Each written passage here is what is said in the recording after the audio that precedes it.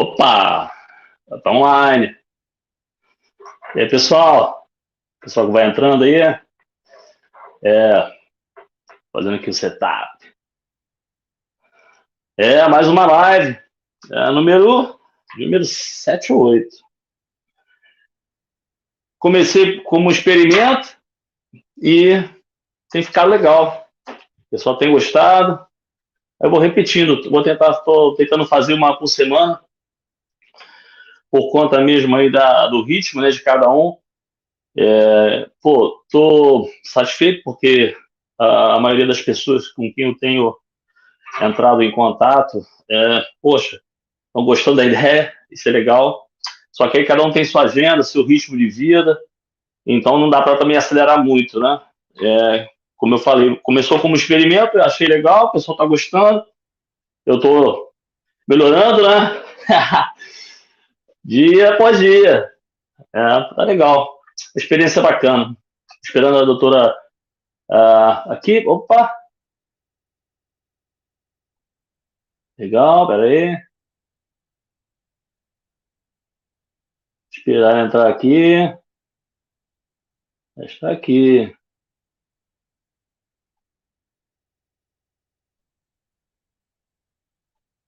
Peraí.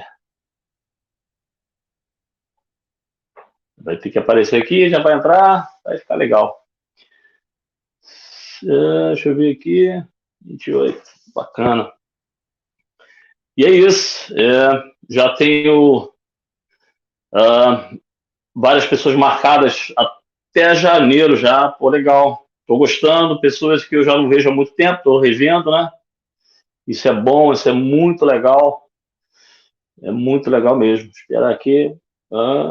More guest, invite guest. Eu mandei o link para ela. No princípio, enfim.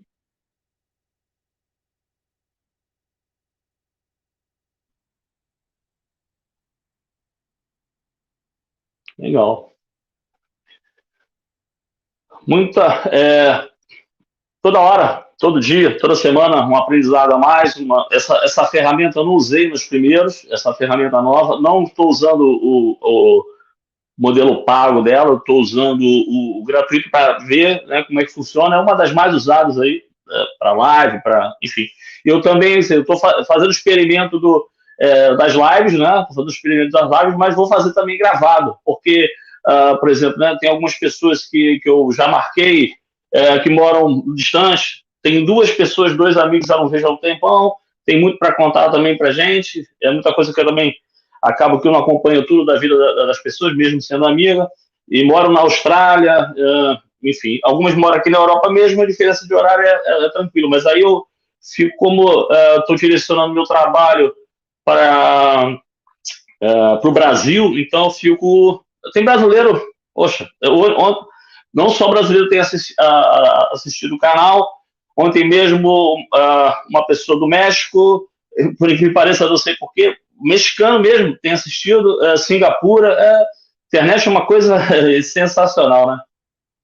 Mas também, então, tem brasileiros, né? Tem brasileiros espalhados no mundo todo, né? No mundo todo. Semana passada, eu fiz semana retrasada eu fiz com o Sérgio, que mora em Nova York, também legal, depois, quem quiser dar uma olhada aí, eu não fiz os cortes, mas está bacana o bate-papo com ele. Fiz também semana passada com o Rodrigo, Massachusetts. Caramba, é difícil falar esse nome, hein?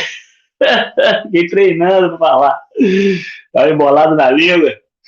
Mas ele tá, empresário lá também tá nos Estados Unidos, também é legal. Mas a maioria é do Brasil, né? A maioria está no Brasil. Mas talvez eu foque um pouquinho também nessa ideia de brasileiros empreendendo fora do Brasil, não só empreendendo, mas cada uma a sua função. Acho que isso tem manga, pano para manga. Expressão antiga. Tá certo. Esperar aqui. Bem, ela já postou aqui, já estou aqui, mas não apareceu. aqui, se tiver dúvida, Antônio, se tiver dúvida, ó, tô aqui, é só falar, tá? Eu deixei o telefone lá em cima, que é o do Brasil, ele tá sempre tocando, eu não deixei, tô no outro telefone, tá? A doutora Antônia tem uma equipe bacana pra caramba, deu uma força nesse nosso início aqui. Pô, legal, muito legal. A gente tem que ter equipe, né? Sozinha não dá. Tem que ter equipe unida, equipe, pô, disposta a somar, faz parte, faz parte. Ó, a vida dela é agitada. Poxa, eu consegui, consegui um horáriozinho aí na agenda agitada da doutora Antônia Ximenes. Eita, tem que ser, pô, aproveitar aí. Esse horário para o Brasil não é um horário que geralmente as lives acontecem, né? Mas eu vou testando os horários e porque realmente é um pouco complexo, né? Acertar a agenda das pessoas é muito difícil. Eu também não posso eu definir que horas e momento a pessoa tem que fazer esse bate-papo aqui, essa experiência comigo. Não dá, não. Cada um tem sua vida, é agitado, enfim. E tem um grande lance, né? Porque vai ficar aí, vai ficar gravado para posteridade, vai ficar aí, vai ficar aí. O grande lance do YouTube é que a vida útil, né? Ele tem assim, cauda longa, né? Como é o termo sempre usado aí que eu falo, ele estica. Daqui a um ano, quando o canal tiver mais lá na frente, mais. Opa, chegou aqui. Opa! Peraí, doutor Antônio.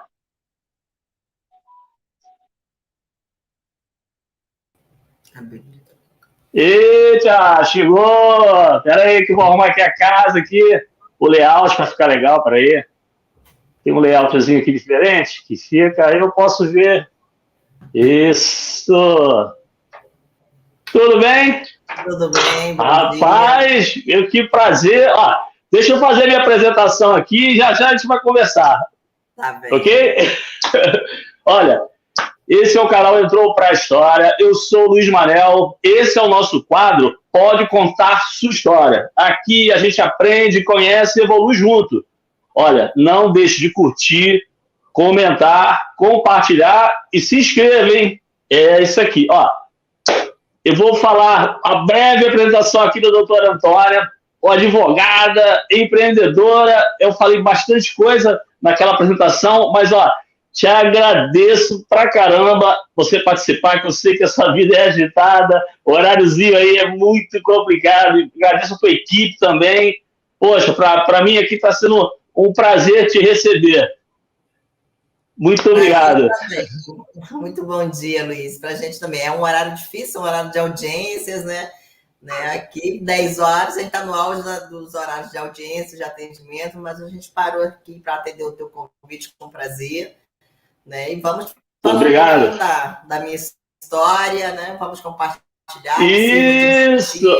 Que sirva né, de direção para tanta gente que acha que não pode, que não consegue, que é difícil. Verdade. Aqui, geralmente, eu começo... eu sou cheio de cabelinho branco, então eu sou daquela época do arquivo, aquele arquivo de aço, né? Hoje é tudo tecnologia, né? Mas vamos no arquivo de aço, puxar assim, fazer aquele barulhinho e voltar um pouquinho no passado, saber um pouquinho da sua história, onde você nasceu, como é que foi todo esse início aí. Vamos vasculhar um pouquinho. Vamos assim. Só ajeitar aqui a câmera para mim, que eu estou meio torta aqui. Não, eu fiquei aqui me organizando aqui. Sabe que mulher, o pior que eu esqueci. Mulher bicho vaidosa. Não, mas é claro, mas ó, eu também sou, às vezes. Aí eu tento me tranquilizar, porque não adianta também, de vez em quando, ficar meio estressado. O pior que eu saí, esqueci de ligar o aquecedor da casa, que aqui tá frio, né? Aqui tá frio pra caramba. Aí eu falei, poxa, mas eu vou ficar de casaco, eu vou ficar todo preso. Não, vou botar o camisa, já deixei o aquecedor ligado, daqui a pouco ele aquece a casa. Aí eu tô aqui, ó, tremendo um pouco, Mas tá bom. Porque põe casaca, aí fica todo preso assim, ó. Tá bom. Mas vamos lá, vamos falar um pouquinho da minha história, né? Que é isso que o podcast quer saber, né? Eu nasci no Ceará, Ó, Luiz. eu não sou fofoqueiro, não, mas eu quero saber de tudo, hein? Só um instantinho. Então, só um instantinho que meu time aqui está falando para eu fazer uma alteração. Não, eu já agradeço aí as pessoas que já estão comparecendo aí. Eu sei que esse horário é muito complicado para muita gente, mas vai ficar gravado, eu vou fazer uns cortes, enfim, vai ser bem legal. E só a primeira vez, ó, agora que eu já sei que existe o buraquinho na agenda aí, eu vou, de vez em quando, nós vamos participar de outros aqui. Né?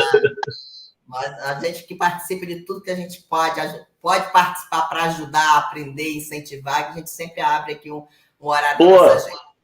Então, sensacional. No interior do Ceará, eu nasci onde Judas esqueceu as botas e nunca mais voltou para buscar, né?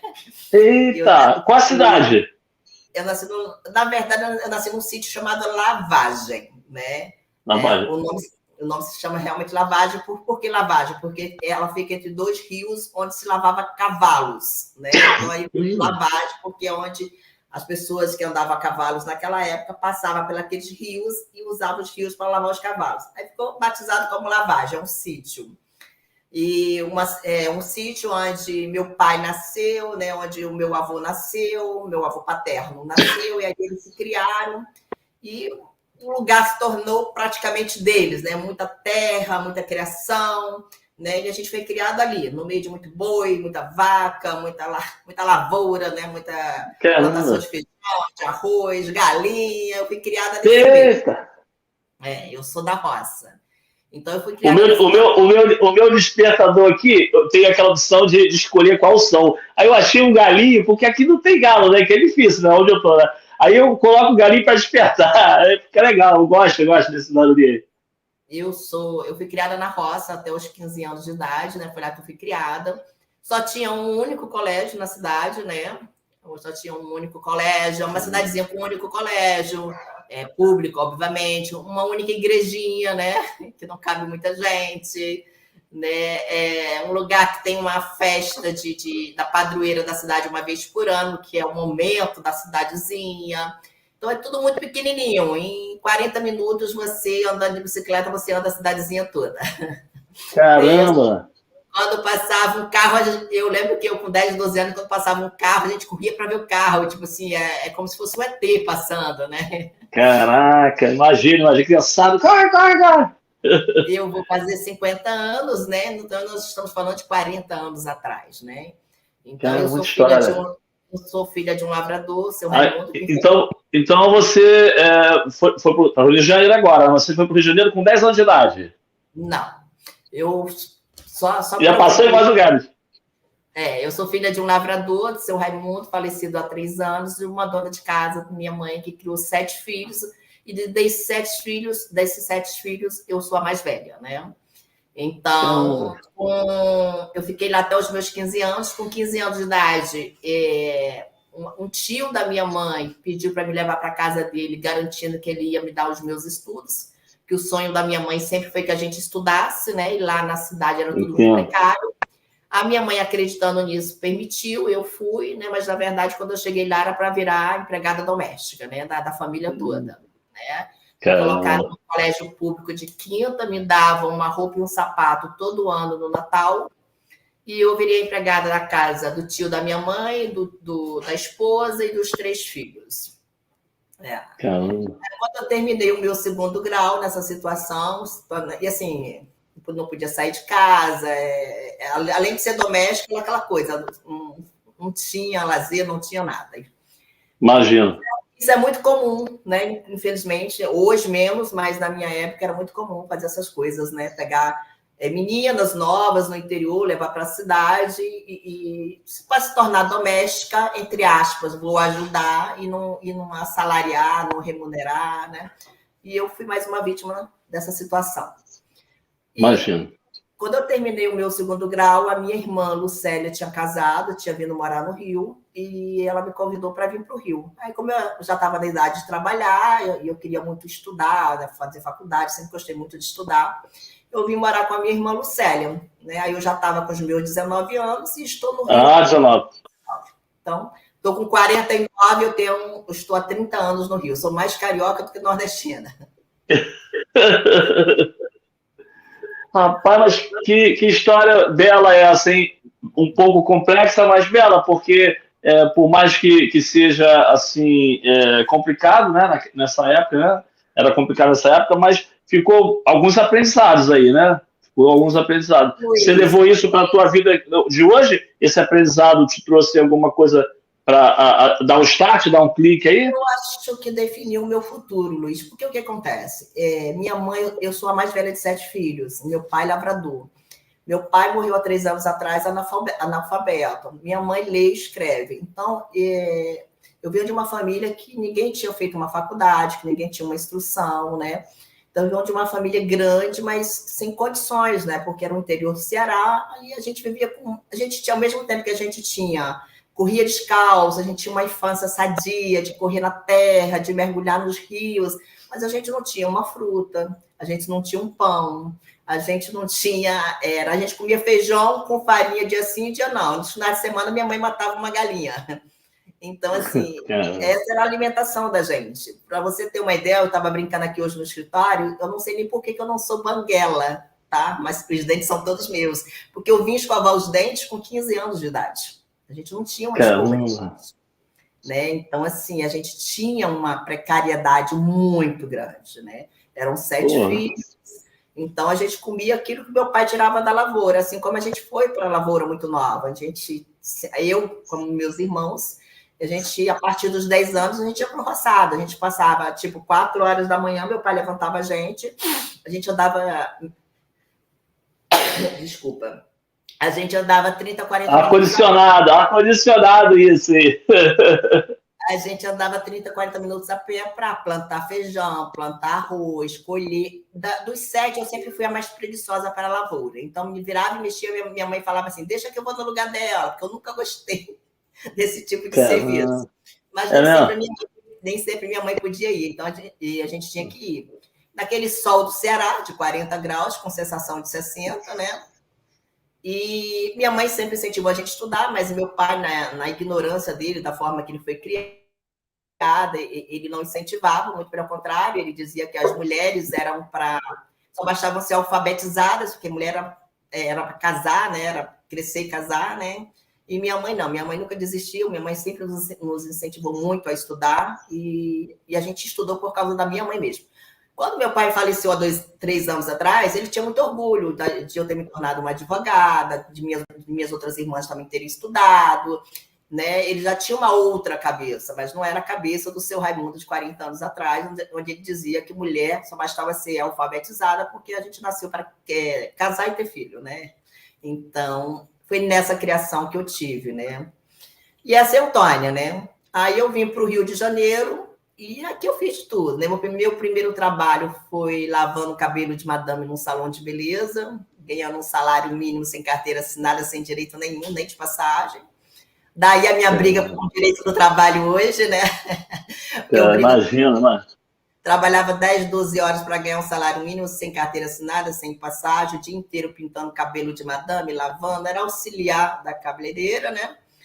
E eu fiquei assim uns 2 anos nessa situação, né, sem nenhum registro.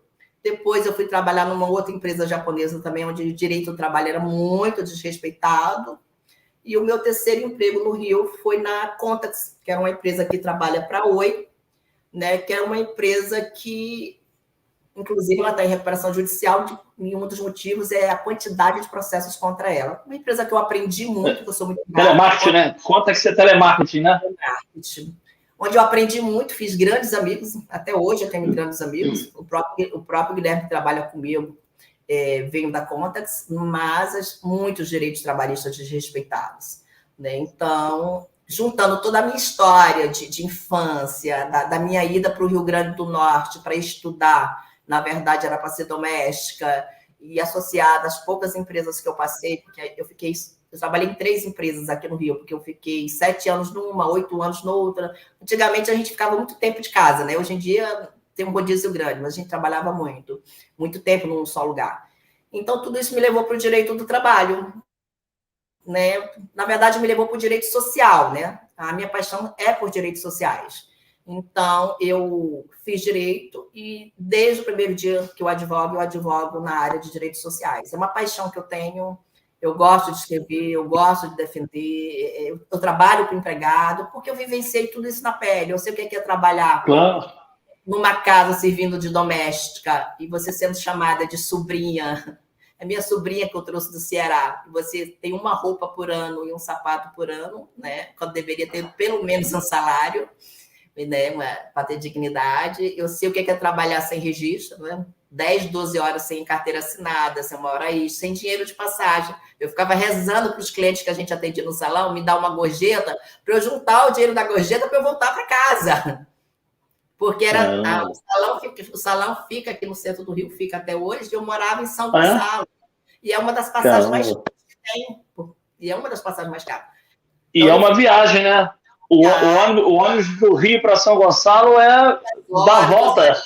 Boa, se tiver chovendo, tu fica 4. É como se tu estivesse indo para São Paulo. Então, eu ficava juntando dinheiro da gorjeta para poder voltar para casa. Às vezes não conseguia, mas a cabeleireira me ajudava. Não, vou te adiantar. Né? Muitas vezes trabalhei até com fome, porque não levou quem tinha, seja por qual motivo foi, não tinha dinheiro, passava o dia inteiro ali com fome, mas não tinha dinheiro nem para comer e a empresa não fornecia nada. Então, assim, isso tudo me trouxe para o direito social, isso tudo me trouxe para o que eu sou hoje, para o meu projeto de vida, que é ajudar os mais necessitados. O meu trabalho é todo voltado para os mais necessitados. Essa é a minha equipe hoje, nós estamos com uma equipe grande, né? E tudo que eu falo para a minha equipe é isso. Nosso trabalho é para os mais necessitados. Tem hora que a gente perde a paciência porque a gente é ser humano. O ser humano anda muito doente, principalmente pós-pandemia, e às vezes desconta um pouco na gente, mas eu falo, nosso trabalho é para os menos necessitados. Inclusive, eu nunca pensei em fazer um concurso público na vida. Nunca passou pela minha cabeça. Quando eu comecei no direito, eu pensei, falei assim, pô, juiz deve ser um cargo legal, ganha bem. Então, eu ainda pensei em fazer um concurso para juiz por causa do valor da remuneração. Mas quando eu vi que eu poderia ganhar mais do que um juiz, quando eu me deparei com essa realidade, acabou o meu... Então, hoje... 20 anos. Então, o salário de um juiz hoje, por exemplo, não cobriria as minhas despesas. Nem mesmo que eu quisesse ser um juiz hoje, o salário dele não cobriria as minhas despesas. Foi o único... a única vez que eu tive vontade de fazer alguma coisa assim de concurso público. Eu sempre quis advogar, eu quero advogar. Hoje, confesso a você que muitas vezes eu me arrependo de não ter feito defensoria pública, né? Porque às vezes eu quero ajudar mais, só que eu tenho 15 pessoas para remunerar, eu tenho imóvel para pagar, eu tenho imposto para pagar, eu tenho uma folha de pagamento alta, então às vezes eu quero ajudar mais, eu não posso. Aí eu falo assim, gente, eu poderia ter feito defensoria pública, eu conseguiria fazer mais.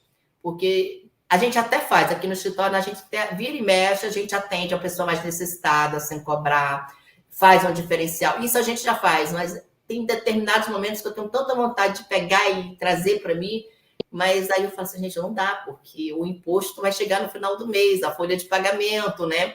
Então, eu penso que talvez eu teria, se eu tivesse a cabeça de hoje, voltando no passado, eu teria feito defensoria pública. Eu acho que eu conseguiria ajudar hoje. Eu estava vendo no seu perfil aqui, são mais de 1.000 pessoas, né? Mais de 1.000 ações trabalhistas por ano, não é isso? Hoje eu estou à frente de quase 3.000 processos. Se você jogar aí no Google meu nome, vai vir quase 3.000 processos, né? Sim, imaginei, eu já ia perguntar se não é mais, porque tá no site, tem que, né? Mas, caramba, é muito mais. É culpa do Rogério, o site desatualizado, depois você fala com ele. Mas se você uma pesquisa simples aí no Google, você vai ver que se você colocar meu nome, vai vir 3.000 processos, cerca de 2.800, 2.700 processos. Mas 1.000 já é bastante coisa, né? Tem que ser muito grande, né? Tem que ter muito braço, tem que ter muita disposição. A advocacia, A advocacia, Luiz, é sacerdócio. Eu tenho as minhas advogadas contratadas, empregadas, e eu sempre falo para elas. Sim, sim. Tem certeza que é isso que você quer? Porque a advocacia é um sacerdócio. Não tem forma. Ah, eu vou trabalhar 8 horas. Mentira, não vai. Então, hoje em dia, a gente vê muito no Instagram como ficar rico, como ganhar seu primeiro milhão. E às vezes eu tenho vontade de fazer umas paradas, mas não quero ofender ninguém, nem me complicar com a OAB, mas não existe. A advocacia, 90% do que a gente aprende na faculdade não serve para nada, é o dia a dia, que os próprios juízes, cada um aplica, em especial na trabalhista, parece que cada um tem uma CLT, né? Tem um código de trabalho, né? Está escrito uma coisa e fazem outra. Então, é o dia a dia, é a quantidade de processos, né? Então, o número reiterado de processos da mesma matéria que vai te dando couro, né? Você deixa de ter pele, vai ter couro, vai ter no bagagem. Então, é isso que te faz uma advogada diferenciada, é o teu dia a dia e os clientes. Eu sou muito grata a Deus, em primeiro lugar, e aos meus clientes, porque cada cliente que chega todos os dias, eu aprendo com a situação dele, entendeu? Então, se você está advogando e está com 30, 40 processos, você não tem uma experiência muito, muito pequena. Então, essa experiência a gente pega com volume de processos, né? Que esse processo vai para a segunda, vai para a terceira. Então, eu vejo, por exemplo, vários colegas vendendo curso, aí eu vou olhar o AB do colega, o processo dele ele não chegou nem no TST, que é a última instância. Então, o colega não teve a oportunidade de fazer nenhum recurso de revista, que é o recurso competente para os ministros. Como é que eu vou ensinar? Então, não é que eu seja melhor ou pior do que ninguém, mas, tipo assim, é experiência. Né? Sim. Falo direito, né? A gente vem em todas as áreas, né? Não passa todos os dias, mas eu estou trazendo para a minha área. Então, a minha experiência ela é voltada, a gente faz tudo no direito de trabalho aqui no escritório. Eu gosto, o que eu gosto mesmo de fazer é a parte acidentária e a parte de dispensa discriminatórias, né? Porque a gente resgata a dignidade desse empregado, né? A gente consegue, às vezes, não devolve a perna dele, não devolve o braço, não devolve a saúde, mas a gente consegue uma casa adaptada, a gente consegue uma cama adaptada, a gente consegue um carro adaptado, a gente consegue uma reserva financeira para esse cliente até o final da vida ter o que comer de forma decente. Então, o trabalho da gente devolve esse tipo de dignidade, entendeu? Então, assim, esse ano, por exemplo, especial, a gente pegou uns casos assim, bem complicados, onde o empregado ficou numa cadeira de roda de forma definitiva, e ele, de tanto ele ficar numa cama, num colchão inadequado, cabia uma mão dentro dos buracos das costas dele. Era uma coisa assim... E aquilo tudo infeccionando. Então, assim, abaixo de Deus, o nosso trabalho mantém este homem vivo, e hoje ele está bem, graças a Deus. Eu falei com ele há pouco tempo, ele está muito bem. E inúmeros outros casos, como nós tivemos um caso grande, por exemplo, também do Pão de Açúcar, onde o nosso cliente quase perdeu a perna e a gente agiu muito rápido também. Né? Um outro caso muito que me chamou muita atenção foi de um cozinheiro de quase 30 anos num grande restaurante, numa grande rede de restaurantes do Rio de Janeiro, e foi simplesmente abandonado pela empresa porque os braços dele, um manguito rotador, ele fez 2 cirurgias em cada ombro, ele não conseguia mais mexer uma panela, e a empresa simplesmente abandonou, nem deu baixa na carteira. Né? E eu tentei falar com o dono da empresa, eu fui atendida na cozinha do restaurante, não me levaram nem para o escritório, que o meu objetivo era chegar a uma solução rápida para os dois lados, né? E o dono dessa rede de restaurantes totalmente alheio à situação do empregado que estava ali há quase 30 anos, e a gente levou para a justiça. E esse cliente, graças a essa ação trabalhista, além de estar podendo fazer o tratamento dele, no auge dos seus 62 anos, comprou sua casa própria pela primeira vez. Então, com essa ideia. Então, isso para mim não tem preço, entendeu? Isso para mim realmente... Com certeza não tem.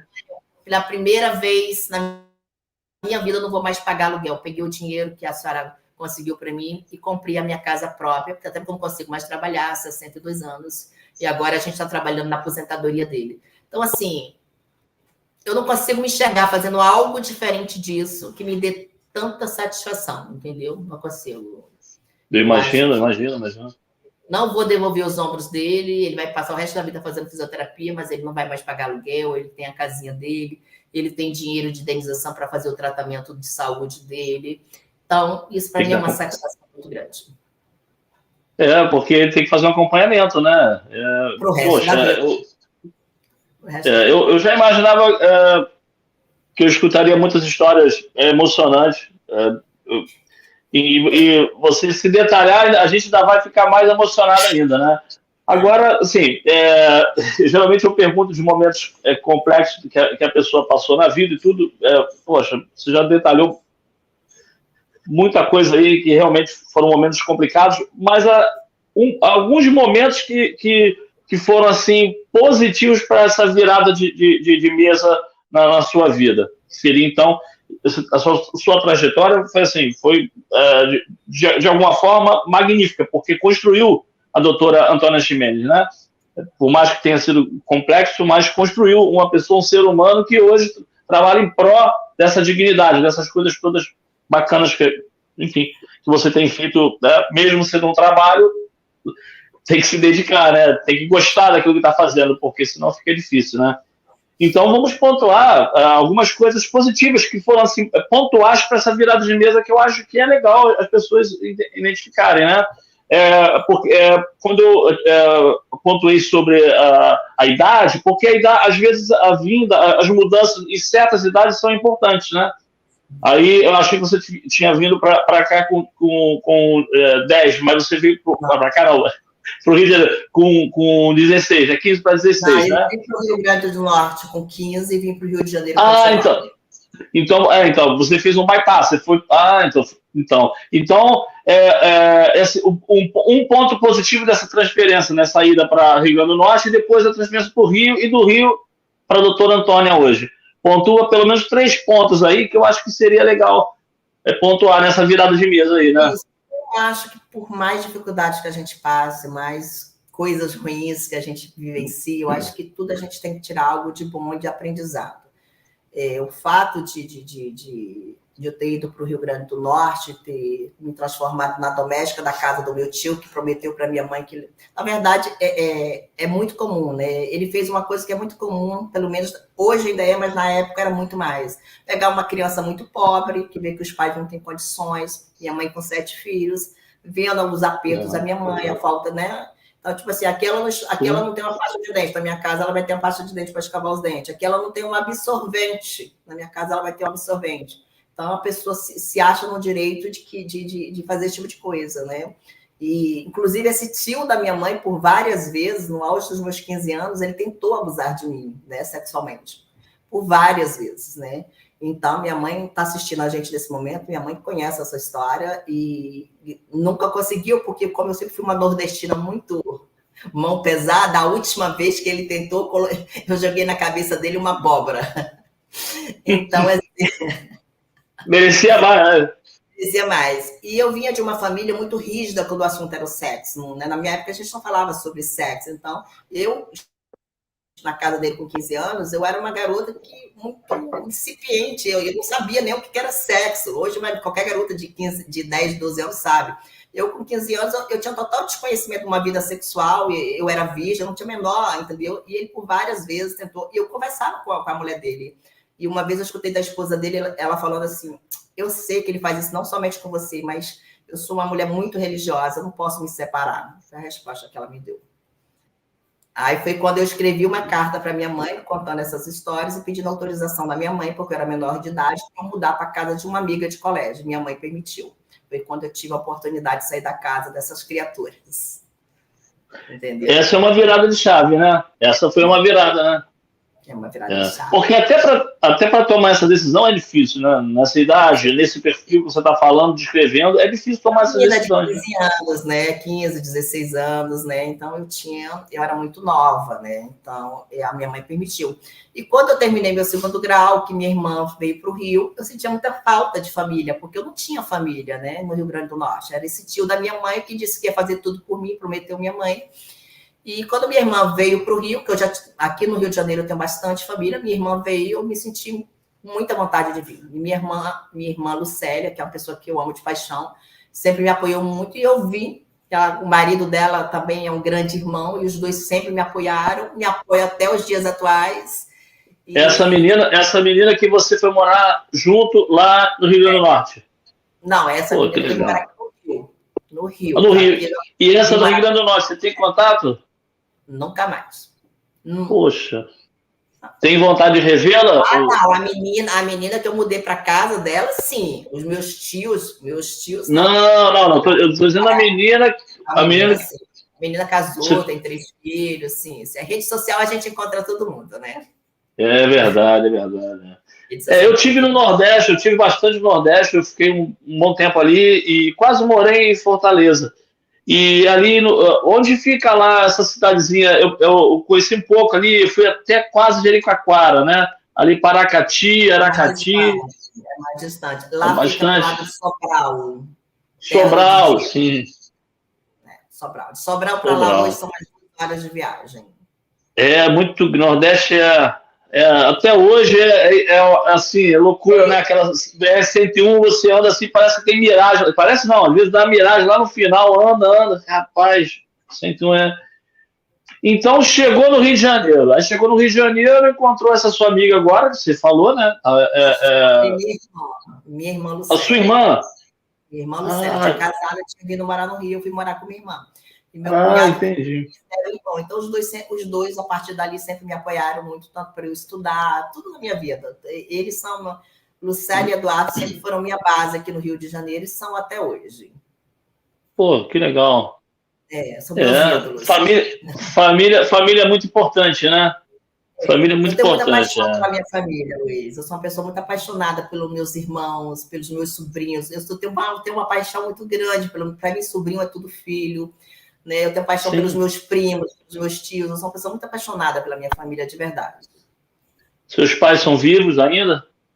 Meu pai faleceu há 3 anos. A minha mãe é viva, sim. Ela está aqui com a gente. Tá. Você falou há pouco isso mesmo. Ai, que legal, bacana, hein? Legal. Ela está com quantos anos hoje? A minha mãe está com 70 anos. Vai fazer 70 anos. Qual é o nome dela? Dona Isabel. Ô, Dona Isabel, que filha linda, Dona Isabel. Muito legal. Olha, essa história aí, pô, me relembra várias situações de outros amigos e sensacional. Vou até parar, porque senão vou me emocionar, daqui a pouco você também está se emocionando, é melhor a gente começar a virar o disco aí para ficar legal. A parte do estudo, você se espelhou em alguém para formar a doutora Antônia, né? Em quem você se espelhou, né, nessa trajetória? Na sua vida, tudo bem, mas em alguma pessoa que tivesse te dado esse start para essa... Na verdade, Luiz, eu não tive espelho, aquilo que eu estou te falando, né? O meu avô paterno, ele casou 2 vezes, tem uma família, só com uma esposa ele teve mais de 10 filhos. Então, assim, mas ninguém tinha formação superior, né? Hoje eu tenho alguns primos que também têm formação superior, mas, salvo engano, eu devo ter sido a primeira a ter formação superior no meio de 50, 60 netos, entendeu?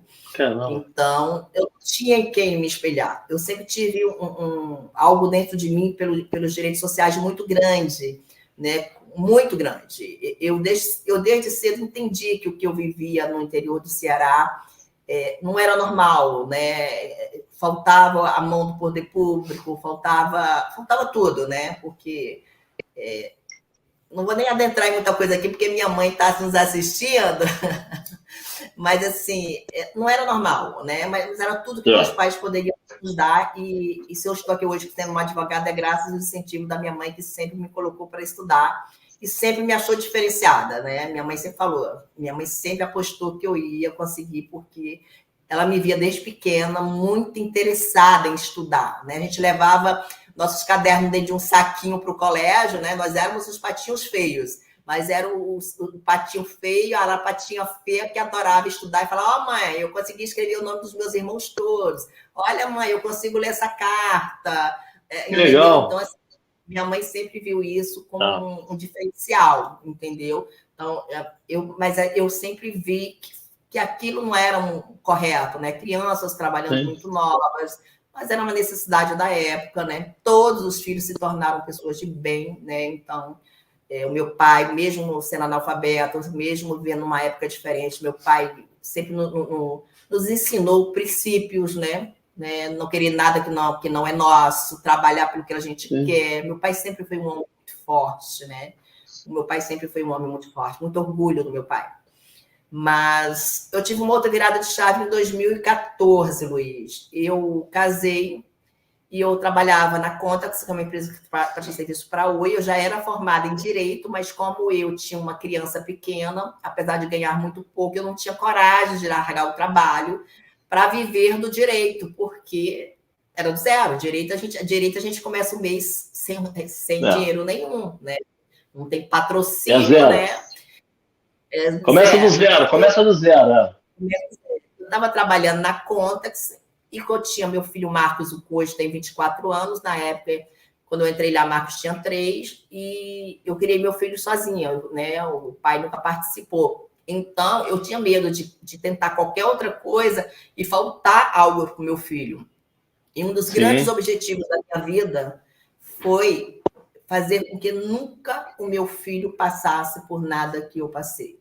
Que meu filho nunca tivesse a falta de tudo que eu tive.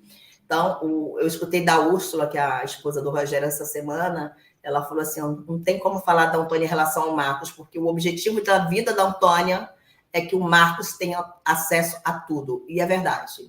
Eu quero que meu filho tenha acesso a tudo, e eu tenho batalhado por isso há 24 anos, desde que ele nasceu. Então, por isso, eu me privava de me jogar no direito, porque eu precisava do fixo. Era pouco, mas eu pagava as contas do Marcos. Eu conheci meu marido, não. Eu reencontrei um amigo que a gente acabou casando, ficando junto, lá em 2007, 2008, e ele era advogado. E trabalhava no escritório pequeno, só trabalhava ele e mais uma colega, a doutora Carla, e ele me chamou para começar com eles. E eu não tive coragem, porque muita insegurança, meu filho. Mas depois de 2 anos, ele me falou assim, quanto é que você ganha na empresa? Era tipo assim, R$1.500. Eu pago os R$1.500 para você trabalhar lá no escritório. Eu falei, agora eu saio. Se você pagar, eu traio. Aí eu fiz melhor, isso. Né?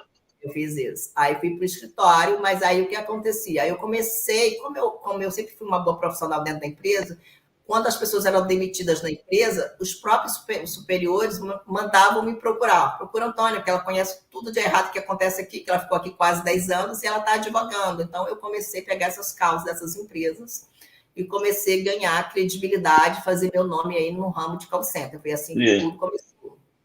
Só que o que aconteceu? Quando foi em 2012, meu marido adoeceu muito. E ele ficou de 2012 a 2014 de home care dentro de casa. Minha casa era um hospital. Médico, enfermeiro, balão de oxigênio, tudo que você possa imaginar. E em 2 anos ele ficou 90 dias de forma ininterrupta internado no CTI também.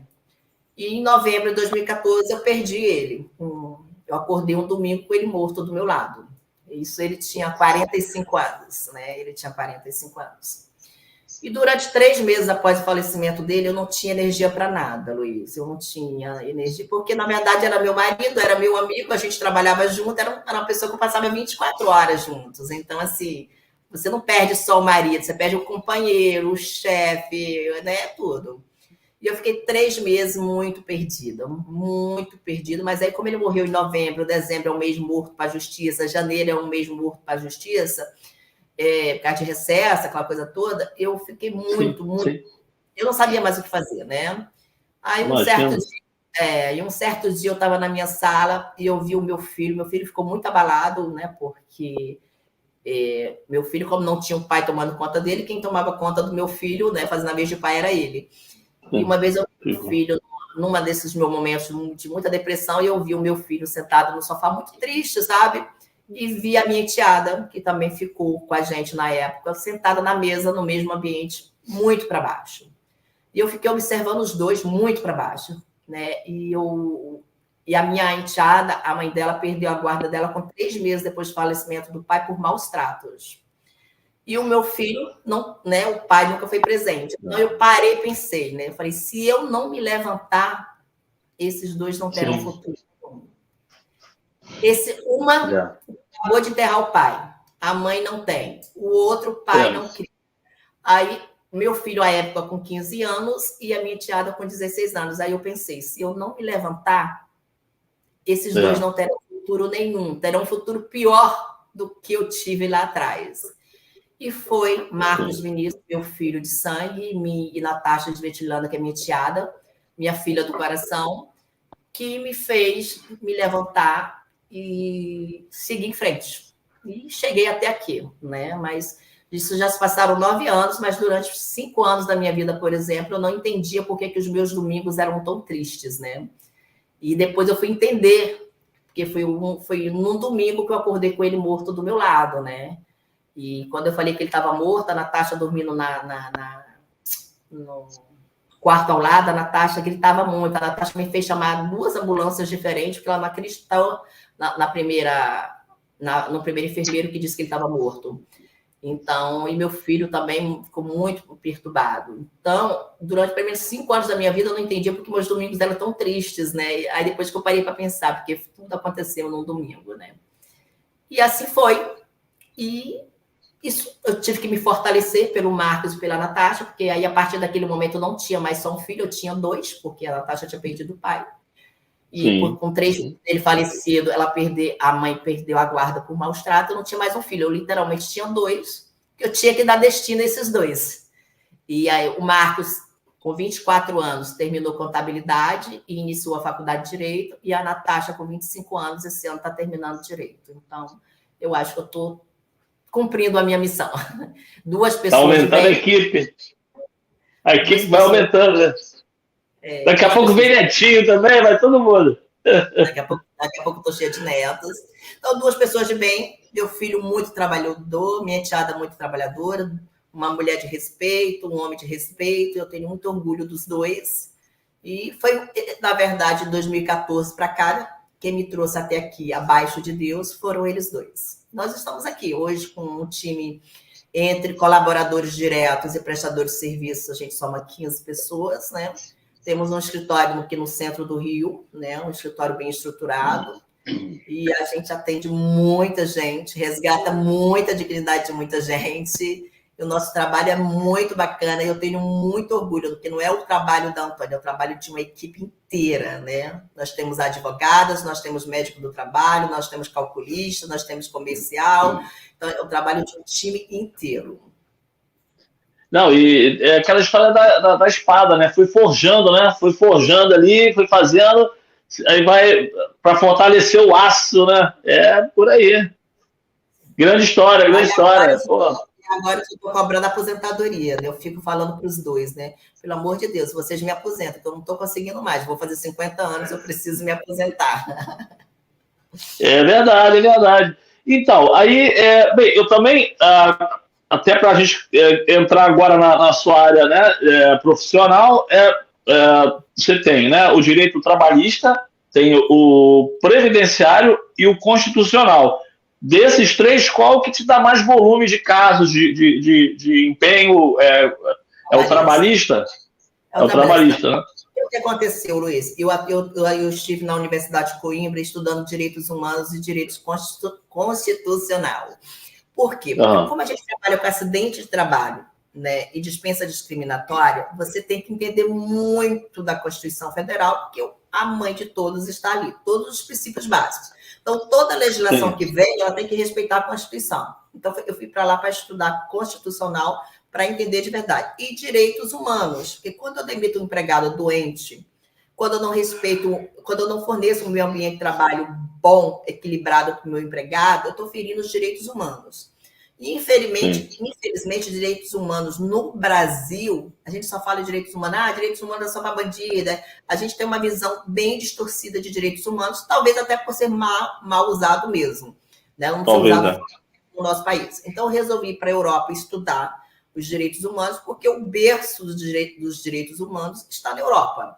Né? Então, se tem um lugar que se entende, se pratica e que tem a faculdade de Coimbra, que é, se não for a maior, mas é a mais qualificada em termos de estudos de direitos humanos, é a faculdade de Coimbra. Eu fui para lá estudar direitos humanos e constitucional para poder me aprimorar tanto no acidente de trabalho como na dispensa discriminatória e no próprio direito previdenciário, que a bagagem que eu adquiri, eu consigo fazer uma peça processual, uma sustentação oral, um convencimento ao magistrado de forma muito mais fácil com a bagagem que eu adquiri estudando lá em Coimbra, Direito Constitucional e Direitos Humanos. Porque não tem como falar de acidente de trabalho sem falar de direitos humanos, né? Você coloca seu empregado para trabalhar numa máquina enorme, uma máquina industrial enorme, como eu tenho um caso aqui dentro. Você não treina o teu empregado, ele, no primeiro dia que ele vai colocar a mão na máquina, a máquina moe a mão da pessoa. Então, não tem como falar de um caso desse sem falar em direitos humanos, sem falar no artigo 5º da Constituição Federal, sem falar no artigo 1º da Constituição Federal. Então, eu não tenho como como virar uma autoridade em acidente de trabalho, dispensa discriminatória, sem entender aonde é que está tudo isso na Constituição Federal. Está atrelado, né? Não dá para falar. Senão você faz uma peça muito pobre, né? Uma peça muito comum, e você tem um resultado muito pobre também, né? O empregado chega para você com uma perna e você acaba tirando a outra perna dele. Ele acaba ficando sem as duas pernas. A empresa tira uma perna dele e o advogado despreparado tira a segunda perna, né? Então, por isso que hoje eu eu sou uma autoridade no assunto, sou uma especialista no assunto, porque eu me cerquei de todas as matérias para fazer uma peça processual voltada para acidente de trabalho e de dispensa discriminatória. E você vai com frequência a Portugal, lá em Coimbra? Na verdade, eu amo Portugal. Na verdade, eu não sou apaixonada por Lisboa. Eu gosto de toda a área portuária. Eu moraria ali com uma facilidade, Luiz. Né? Então, eu gosto da área portuária. Né? Mas eu tenho pretensão de fazer... Eu vivo falando que eu vou para lá para fazer o mestrado, né? Quando eu não fiz mestrado. Só que o mestrado lá são 9 meses. Então, eu preciso treinar melhor a minha equipe para que fique mais independente da minha pessoa. Para eu poder passar os 9 meses naquele lugar maravilhoso, mas na área portuária, o que eu gosto mesmo, porque para mim Lisboa é como grande Rio de Janeiro, grande São Paulo. Então, eu acho os taxistas mal-humorados, eu acho o pessoal muito grosso. Agora, a área portuária, eu falei, isso eu vejo no Rio de Janeiro, isso eu vejo em São Paulo, né? Então, a área portuária de Portugal é maravilha. E Coimbra, aqui no escritório eu tenho um cantinho só de Coimbra, na minha casa, na minha sala, eu tenho um cantinho só de Coimbra. Você chegou a ir à Figueira da Foz? Sim. Então, a próxima vez que você for para me avisa, porque eu estou sempre lá, minha família é de lá, a gente tem casa lá. E, aí eu vou te convidar por minha conta de tomar um cafezinho lá no Champanhe Bar, que é o café da família, fica lá em Figueira da Foz. Delícia. Poxa, então vou cobrar essa visita lá, hein? A próxima ida lá, Coimbra. Quando eu voltar, já vou te passar um WhatsApp. Luiz, estou chegando. Tá, isso aí, show de bola. Porque eu vou pelo menos 2 vezes ao ano eu vou a Portugal. Próximo ano já? Então vamos agendar, porque de repente eu tenho um espaço lá que eu não aluguei lá, mas eu tenho conhecido lá que tem um espaço específico para fazer, de repente, um podcast, um bate-papo e tudo como esse, e a gente fala de outros assuntos, fala de outros assuntos. Vamos continuar, porque eu sei que é o primeiro... Esse é o primeiro livro, né? Esse é o seu primeiro livro. É o meu primeiro livro, né? De muitos. O livro chama-se Além do Limite, né? Além do Limite. E por que Além do Limite? Todo mundo me pergunta por que Além do Limite. Porque o empregado que trabalha cheio de limitações, Luiz, ele trabalha além do limite de tudo, além do limite da força física, né? O pagamento, quando chega, mal cobre a medicação, o tratamento. Então, o empregado que ele adoece no meio ambiente de trabalho, o empregado que trabalha doente para não passar fome. Aí eu escuto muito assim, mas você está doente, por que ele está trabalhando? Meu amigo, para dar comida para os filhos. Tem cliente meu que fala assim, doutor, eu não consigo ir no seu escritório porque eu não tenho dinheiro de passagem. Eu falo, Guilherme, deposita o dinheiro da passagem. Então, a gente lida com esse tipo de vulnerabilidade. Cliente que chega aqui muitas vezes, que vem de muito longe, que a gente depositou o dia da passagem, que eu falo assim, meninas, comprem um bolo. Se vem criança, eu falo, gente, tem 2 crianças que estão vindo junto, comprem quentinhas. Isso é uma coisa muito comum aqui no escritório. Então, não é da Antônia, é empatia de todo o time. Eu tenho um time muito bom. Então, a gente lida com esse tipo de vulnerabilidade muito grande. De cliente, você está atendendo o cliente está com vergonha de olhar para você porque está sem dedos, que está com algum tipo de deficiência. A gente lida com esse tipo de vulnerabilidade. Então, a gente desce um pouquinho, fica de igual para igual. Então, a gente toma um café, come um pedaço de bolo, deposita o dinheiro da passagem. Tem cliente que não consegue vir ao escritório porque sofreu um acidente tão grave, está numa cadeira de rodas. Como é que eu vou fazer esse cliente sair, por exemplo, da região dos lagos para vir para o centro do Rio? Eu pego o meu carro e vou até essa pessoa. Já fiz isso inúmeras vezes. Cliente que não consegue se locomover, eu vou até o cliente. Porque se ele for pagar... Um cliente que ele sofreu um acidente, ele tá numa vulnerabilidade muito grande, inclusive financeira. Ele não vai ter dinheiro para pagar um Uber. Sim, os ônibus do Rio de Janeiro especial para cadeirante, por exemplo, é inexistente. Então, esses casos mais graves, eu pego meu carro, eu vou no meu carro, eu atendo em domicílio, eu perco o meu dia inteiro ali com aquela família, porque eu costumo dizer, Luiz, que quando o empregado sofre um acidente de trabalho, não é o Luiz que sofre um acidente de trabalho, é a família inteira. A família inteira fica abalada. Sofre todo mundo. Para de trabalhar para cuidar do marido. A vida sexual daquela esposa, daquele marido, muitas vezes, quase 100%, é muito prejudicada. O filho não vai jogar um futebol, não vai correr numa praia com aquele pai. Então, quando um empregado sofre um acidente de trabalho ou fica com uma doença ocupacional que limita ele demais, o acidente não é daquele empregado, é a família toda que sofre com aquele adoecimento, com aquele acidente de trabalho. E eu não sei se você sabe, Luiz, mas aqui no Brasil, o acidente de trabalho ele mata mais do que guerra, né? Porque a cada 34 segundos... Caraca. Luiz, não é minutos, é segundos. A cada 34 segundos, um empregado ou uma empregada sofre um acidente de trabalho. 34 segundos. É porque a coisa não é divulgada, a coisa não é falada, não interessa, mas a cada 34 segundos, um empregado ou uma empregada sofre um acidente de trabalho. A cada 4 horas, morre um empregado ou uma empregada por acidente de trabalho. Então, você conta aí hoje, durante 12 horas aí. Durante 12 horas, 3 empregados ou empregadas vão morrer. Morrer. Não vão se acidentar de quebrar uma perna. Então, hoje, você conta aí 12 horas. Em 12 horas, 3 empregados ou empregadas vão morrer por acidente de trabalho. E a cada 34 segundos, um vai ficar sem perna, sem braço, mutilado da coluna. Este é o cenário de acidente de trabalho no Brasil. É chocante.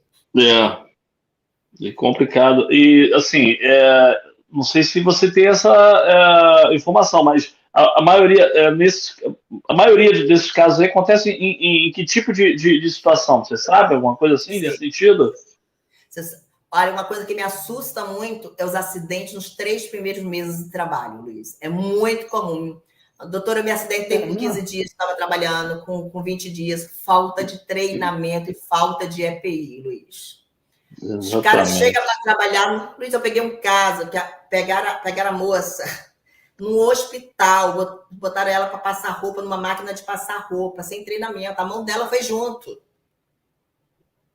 Então, é muito comum os acidentes de trabalho serem nos 3 primeiros meses que a pessoa começou a trabalhar, em função da falta de treinamento e em função da falta de EPI. Aí a gente chega numa audiência, uma negociação, aí a empresa fala assim, Luiz trabalhou para mim 15 dias e está querendo 1 milhão de indenização? Como assim?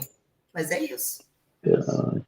Mas é isso. O Luiz se acidentou com 30 anos, tem uma expectativa de vida de 79 anos, não vai mais poder mais exercer a tua função, a indenização vai ser de 1 milhão, sim. Então, o negócio é ruim para a empresa, o negócio é ruim para a empresa e para o empregado, é ruim para os dois lados. Mas a empresa não se conscientiza disso, entendeu, Luiz? Não se conscientiza.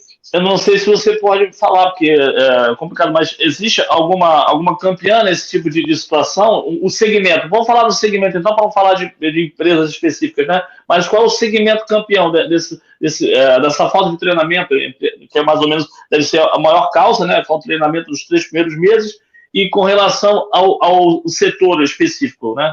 Qual seria o. Sim, trabalho rural acontece demais. Que eles não dão Rapaz, trabalho rural, né? eu, Bota qualquer eu, eu imaginava que fosse construção civil, eu imaginaria que fosse. a construção civil também está no topo também, mas trabalho rural acontece muito, porque você imagina, não sei se você tem oportunidade de você passar nos campos, eles trabalham com um chapéu de palha e uma sandália havaiana no pé. É porque o trabalho rural, ele é muito negligenciado até em números, entendeu, Luiz? Porque Caramba. acontece no campo, aí tem o fazendeiro que é dono de tudo que é fazenda, abafa o caso ali, mas semana passada mesmo nós tivemos uma audiência de uma situação dessa, onde um rapaz de 32, 33 anos ficou cego. Caramba. É porque no Brasil, o Brasil é um país enorme, né? Cabe uma Europa toda dentro do Brasil. Aí, assim, eu como sendo carioca, né? Eu sendo carioca, eu dificilmente, Rio de Janeiro, Campo Grande, a zona rural mais próxima seria Itaguaí, que a gente tinha na época, né? Mesmo, o Campo Grande já foi considerado zona rural, né?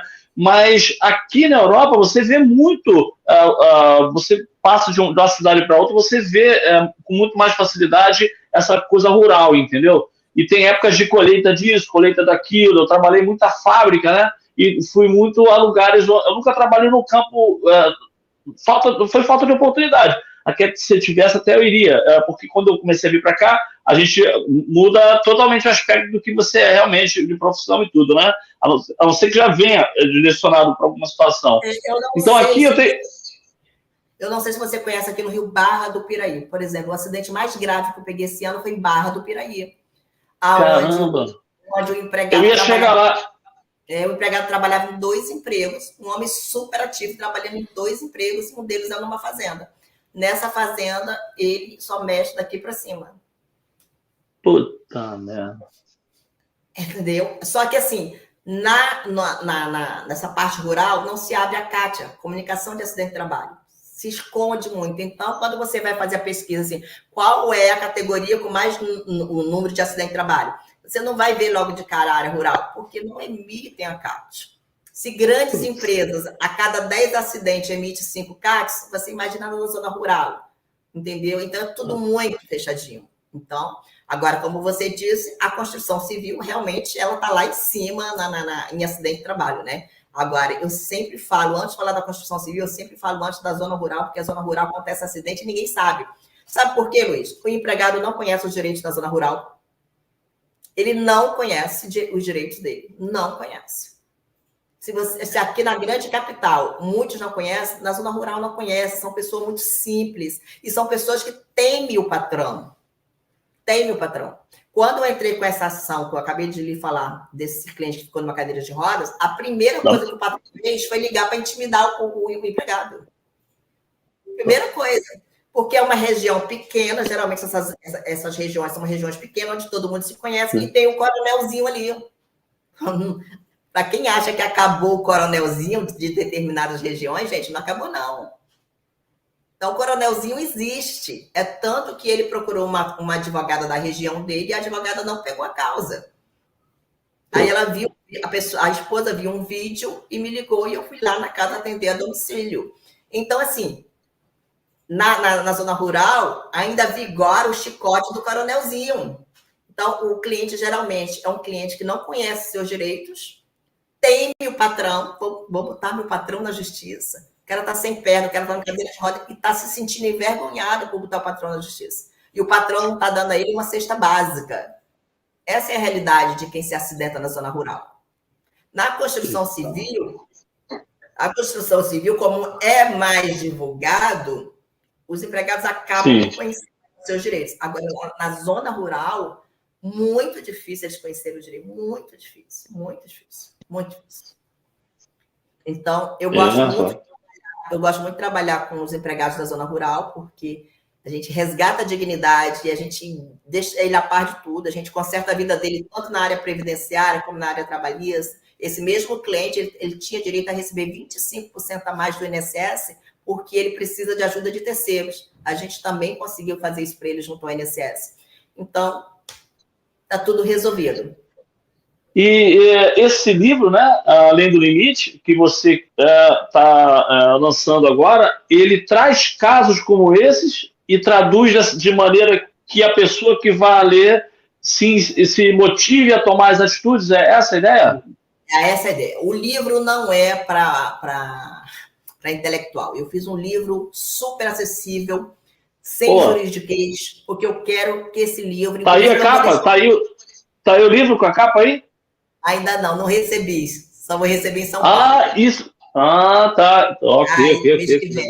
Mas é um livro que eu quero deixar aqui no escritório, que eu quero que o cliente tenha acesso, que o cliente leve para casa, leia, saiba dos seus direitos, me ajude a prospectar junto a outros clientes os direitos de clientes que não têm conhecimento. Então, o linguajar do livro é muito simples. Pô, perfeito.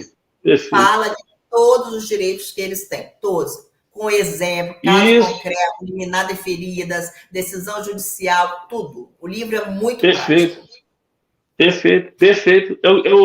Quando na sequência de bate-papo agora, de conversa contigo, falei, cara, então é o direcionamento que tem que dar para ele tomar atitude, para ele ter coragem, como eu vou fazer, né? Poxa, muito bom. Eu não elaborei um livro para eu ganhar dinheiro. Prepara a equipe. Prepara a equipe, prepara o exército aí.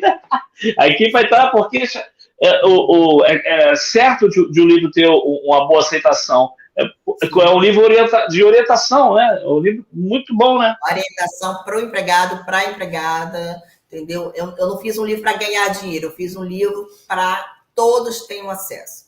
O meu objetivo é que o que eu aprendi, que aquilo que eu sei que a justiça vai te dar, porque é direito teu, eu quero que isso chegue à mão dos empregados que precisam. É isso. Não fiz livro para intelectual. Não fiz livro para intelectual. Sim, então, a gente não tem a capa aqui, mas depois eu vou deixar todos os links aqui embaixo, enfim, para eu te mandei a capa que a gráfica me mandou, né? Eu vi bonito, tá bonito, eu aproveitei e fiz o spot, porque eu gosto de fazer, gosto de divulgar, minha veia publicitária, fica ali, poxa, eu vi aqui no YouTube, são quase 5 mil inscritos, Facebook já passou de 13 mil, Instagram já passou de 7 mil, tem mais algumas redes sociais que você participa? Não dá conta, não. Não dá. É aquela equipe show que estava lá, cara, vou te falar, bacana, hein? Porque a equipe faz um diferencial muito grande, né? Tem uma equipe bacana. Ninguém faz nada sozinho. Pois é. Bem, esse livro já era um projeto seu, que você já tinha em mente? Era um projeto antigo, mas assim, em função da demanda, que eu trabalho muito, eu trabalho 12, 14 horas por dia, eu não estava conseguindo parar, né? Mas aí eu falei, esse ano sai, e está saindo. Não, eu imagino. E deve ter outros projetos, né? Mas vamos falar, antes de falar dos futuros, me diz alguma coisa que você deixou de fazer, que ficou pelo caminho, que pode ser resgatado. Alguma coisa que ficou pelo caminho de algum projeto que deixou de fazer, ou deixou algum momentozinho, vou resgatar em algum momento. Tem algum ou não? Tem. Eu sempre tive muita vontade de abrir um instituto para alfabetizar adultos, por exemplo, né? E dar cestas básicas aos mais necessitados, né? Fazer uma assistência social, mas em especial também a alfabetização de adultos. Eu tenho muita vontade de abrir um instituto para a gente possa trabalhar com essa turma que tem vontade de aprender depois de adulto. Isso é um projeto que eu preciso de mais gente me apoiando, né? Então eu preciso amadurecer mais, mas é um projeto que eu quero colocar em prática, é o Instituto. Isso é bem legal, até porque se a pessoa não correr atrás agora de pelo menos ter uma alfabetização já imediata, né, ela vai ficar um pouquinho mais complicada lá na frente, porque a tecnologia está crescendo de tal maneira que daqui a pouco nós vamos ter que fazer isso que você quer fazer aí, para digitalizar a pessoa. Porque tem duas coisas que me incomodam muito, Luiz. Quando eu atendo um cliente aqui no WhatsApp que está gravando áudio, eu respondo escrevendo, ele fala assim para mim, doutora, grava porque eu não sei ler. Isso me incomoda muito. Nós ainda temos no nosso país alguém que não é alfabetizado. E uma outra coisa que me incomoda muito é fome. Então, a pessoa não ser alfabetizada e a pessoa com fome são duas coisas que mexem muito com a doutora Antônia. Então, eu tenho muita vontade de abrir um instituto voltado para matar a fome dessas pessoas e para alfabetizar. São duas coisas que mexem muito comigo, muito comigo. Imagino. Não, e sendo a maior parte dos casos na zona rural, é aí mesmo que você vai encontrar muita gente com essa dificuldade, com essa deficiência aí, né, no conhecimento, né? Sim. É uma coisa bem complexa. O meu próximo projeto é um instituto. Eu quero abrir um instituto. E eu tenho certeza que eu tenho o apoio da minha equipe para a gente alfabetizar.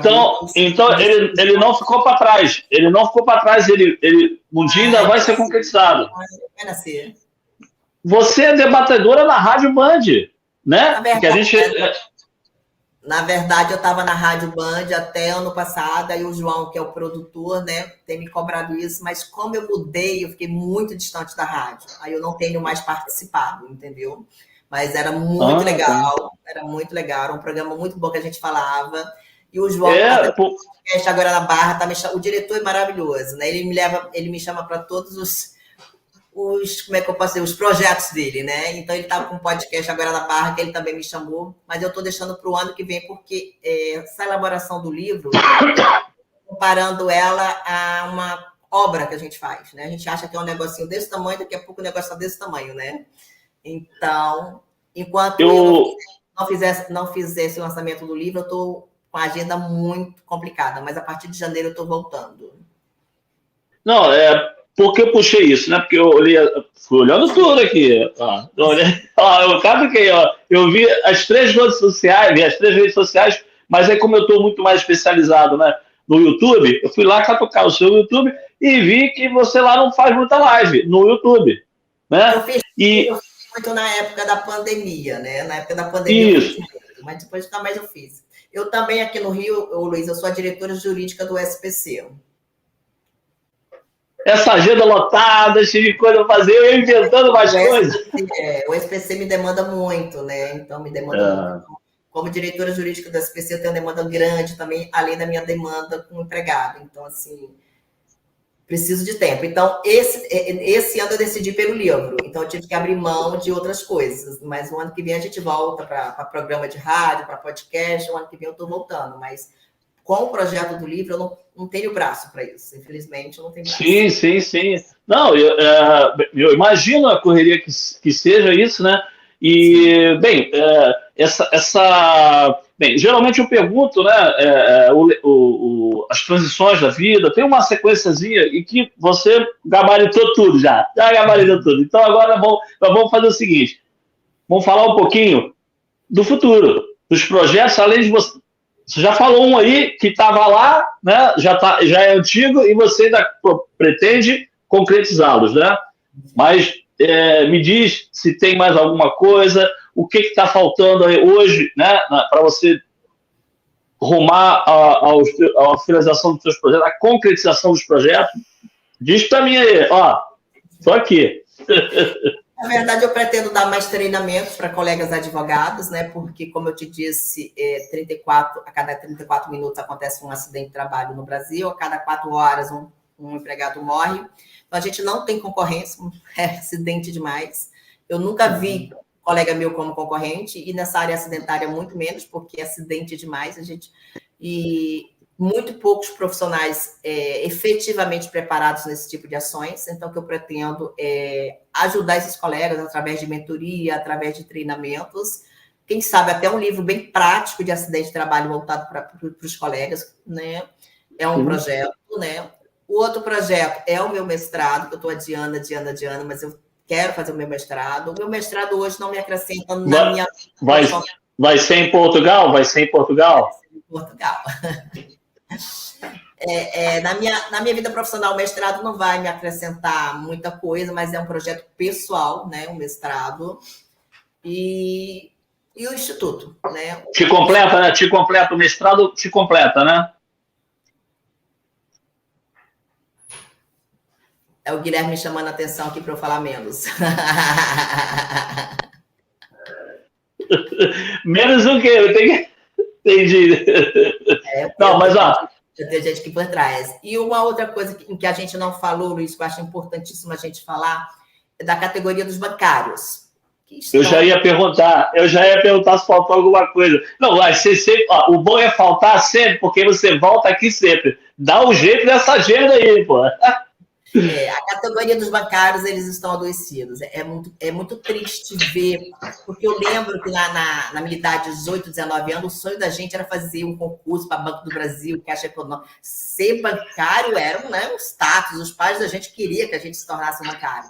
E os bancários estão adoecidos da síndrome de burnout, estão com depressão.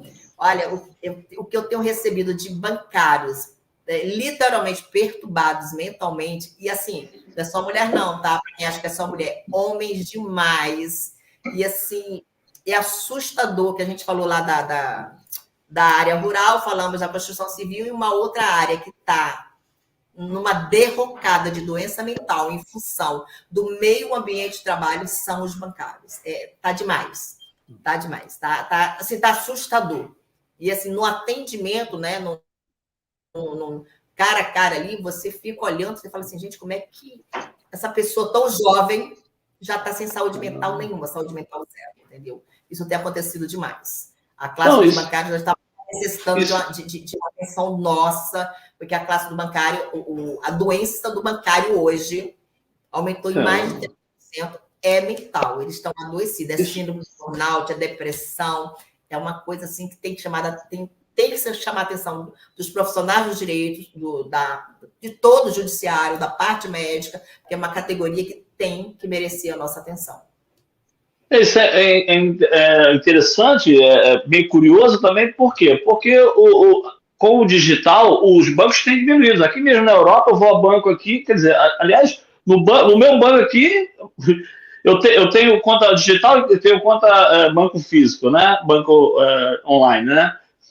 Banco online e banco físico. O meu banco aqui mesmo, a minha gerente, eu nem sei mais quem é, porque eu não vou no banco há muito tempo. Então, assim, é estranho isso. Deve ser pela cobrança, pela própria subsistência do próprio trabalho, talvez. É isso? Não sei. Aí o bancário se afasta do INSS, quando volta ele sofre retaliação, muda ele de função, reduz remuneração, troca de uma agência mais distante, fica de aquelas piadinhas que adoecem ainda mais. Os bancários realmente estão precisando de uma atenção melhor, tanto do advogado especializado em doença ocupacional, como da própria medicina, né? E até o movimento do Ministério Público do Trabalho para atuar melhor, de forma mais efetiva, junto a esses bancos, né? Que nós são riquíssimos, né? Bilionários, que não tem necessidade nenhuma de sobrecarregar o seu empregado, de adoecer o seu empregado dessa forma, né? Sim. Olha, essa me surpreendeu. Enfim, a gente não convive em todos os segmentos, né? No seu caso, você tem essas informações em loco, está ali todo dia, né? Agora, dia a dia. Eu não sei se tem algumas perguntas aqui no chat, mas eu vou te perguntar, quais são as dúvidas mais frequentes, né? Até para você deve estar com o horário, eu sei, a equipe já está aí, vamos lá, você, agenda lotada. Mas deixa eu explorar mais um pouquinho. Pera aí. As dúvidas mais frequentes, né? As dúvidas mais frequentes com relação ao problema de acionar uma situação, enfim, dos seus ouvintes, dos seus seguidores, dos seus clientes. Cita 3, né? Para a gente poder ter ideia geral disso. Se eu botar a empresa na justiça, eu vou ser demitido, doutora? Né? Nós vivemos, o Brasil hoje, ele está com 10 milhões de desempregados. Então, quando o empregado entra na Justiça do Trabalho, 99% das vezes nós estamos falando de desempregado.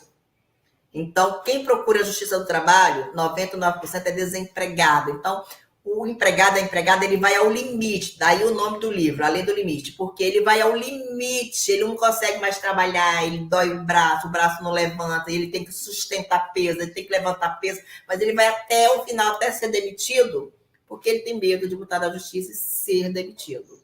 Por isso que ele vai além do limite dele, entendeu?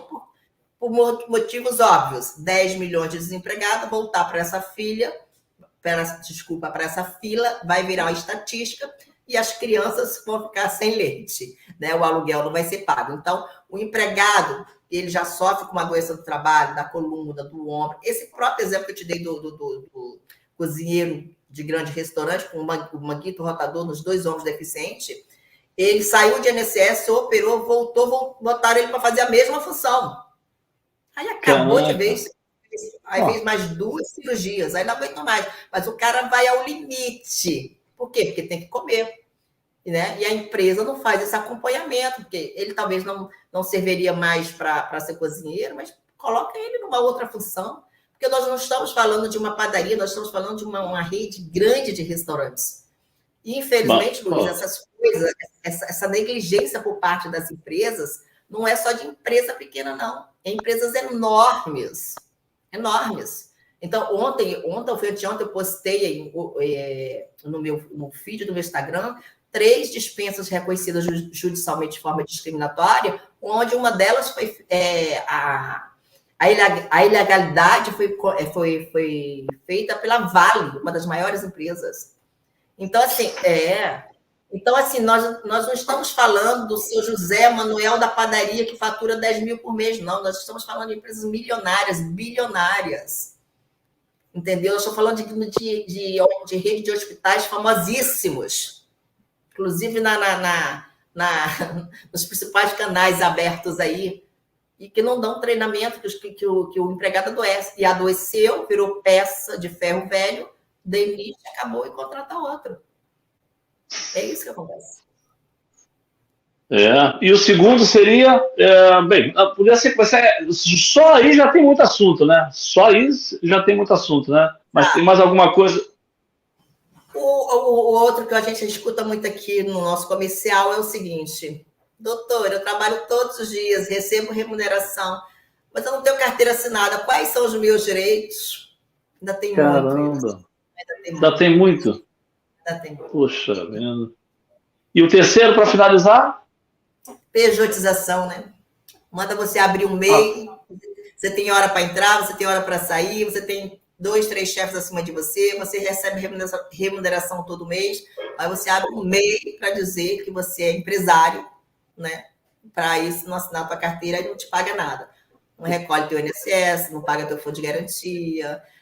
Infelizmente, na seara trabalhista, as fraudes ainda estão no topo, né? Então, a forma de fraudar para não pagar os direitos básicos do empregado, infelizmente, ainda estão no topo. E o outro muito negligenciado também são as horas extras, né? Complicado. Poxa, olha, eu vou... Eu prometo que é só ver aqui e a gente dá aquela finalização, porque eu sei que já está todo mundo. Muita coisa para resolver hoje, né? O dia tá chovendo hoje aí no Rio de Janeiro? Tá calor. E se você for lá no site do CNJ, Conselho Nacional de Justiça, para você ver o ranking das empresas mais demandadas na Justiça do Trabalho, você vai ver que o ranking são os bancos, os bilionários. Então, quem está jogando empregado doente para fora, cancelando o plano de saúde, é banco. Quem não está pagando horas extras, é banco. Não estou falando que outras empresas não estão fazendo. Estou te falando que no ranking, lá das 10 primeiras, você encontra os principais bancos. Então, a negligência, né, a omissão em pagar direitos básicos do empregado, não é do seu José Manuel da padaria, não. É de empresas multimilionárias, multinacionais, são empresas de grande porte. Não pagam porque não querem, não pagam para se enriquecer com a obra do empregado, não pagam para ficar cada vez mais bilionárias e o empregado cada vez mais pobre. Não é por falta de verba para pagar, né? Porque são bilhões. Basta você botar lá, CNJ, Conselho Nacional de Justiça, você vai ver lá o ranking das empresas mais demandadas na Justiça do Trabalho, você vai ver que está lá os principais bancos e as principais maiores empresas do país. Caramba! É uma vergonha. É uma vergonha. Olha, eu vou só dar uma olhadinha aqui. Olha, vou agradecer aqui os ouvintes, porque mesmo num calor desse, numa agitação, numa quarta-feira, 10h30 da manhã que nós começamos aqui, muita gente aqui te mandando um abraço, pessoas que já conhecem o teu trabalho, pessoas que estão entrando aqui e vendo esse bate-papo, estão se interessando. Olha, que mudou minha vida, é a melhor. Olha, os seguidores estão agitados aqui. Caramba! Poxa, eu só tenho a agradecer a participação dessa galera, agradeço a todo mundo, agradeço a tua equipe aí. Peraí que não terminou não, calma aí. Mas eu vou fazer aqui observação, deixa eu ver se tem alguma coisa aqui, alguma pergunta. Deve ter, mas aí eu já... Ok. Olha, quer falar alguma coisa para esses ouvintes que estão participando? Dar algum recado aqui antes de a gente finalizar? Quer falar alguma coisa para eles? Bem, eu vou deixar todos os seus canais aqui, todas as observações, tudo aqui. Mas fala aí para essa galera, porque vai ficar para posteiro, vai ficar para... Quem está participando nesse momento, praticamente meio-dia aqui no Brasil, né? Aqui no Brasil já vai dar meio-dia nesse calor grande, parou um tempinho para nos assistir, com certeza. É família ou cliente? Então, aos meus clientes, vocês sabem que vocês deixam de ser clientes no momento que passam a assinar a procuração para que eu possa patrocinar o processo de vocês, passam a ser meus amigos. Muito, muito obrigada, são meus amigos. Eles sabem disso, porque eles me ligam a qualquer hora, eu atendo a qualquer hora, eu resolvo assuntos sem ser da área trabalhista para eles. Então, eles viram para mim, até porque são eles que me incentivam a que eu possa estudar cada vez mais, a me tornar cada dia uma profissional melhor. E aos meus familiares, aquilo que eu já disse desde o início, eu sou uma pessoa apaixonada pela minha família, né, pelos meus pais, pelos meus irmãos. Isso é muito importante, muito importante. Pelos sobrinhos, pelos meus primos, pelos meus tios, então, e os meus amigos também. O Júnior com certeza está aí, o próprio Rogério, minha irmã Juliana, minha irmã Lucélia, minha mãe, um grande beijo, mamãe, daqui a pouco a gente vai estar junto. Então, só tenho a agradecer essa rede de apoio que eu tenho, Luiz, é uma rede de apoio. Eu vou fazer a finalização e você depois finaliza, que você que vai finalizar, falando aí uma palavra para incentivo para futuro, para posterior, né, o que você pensa, o seu legado, resume em alguns segundos, mas gente, obrigado por assistir até agora, obrigado por curtir, por compartilhar, por se inscrever, muito legal. Você está vendo? Aqui a gente aprende, conhece, evolui junto. E a gente escuta a doutora Antônia e aprende. Olha, doutora, muito obrigado mesmo. Obrigado pela tua equipe, obrigado por todo mundo aí, muito show, obrigado mesmo. E a frase que eu vou deixar aqui, Luiz, é uma frase que eu gosto muito e falo muito com o meu pessoal. Quem faz o que quer é criança. Adulto faz o que precisa ser feito para atingir os seus objetivos de vida. Perfeito. Muito bom. Para todos. Obrigado. Muito obrigado. Aqui é Silvia. Beijo para vocês. Beijo a todo mundo. Abraço. Obrigada, Luiz.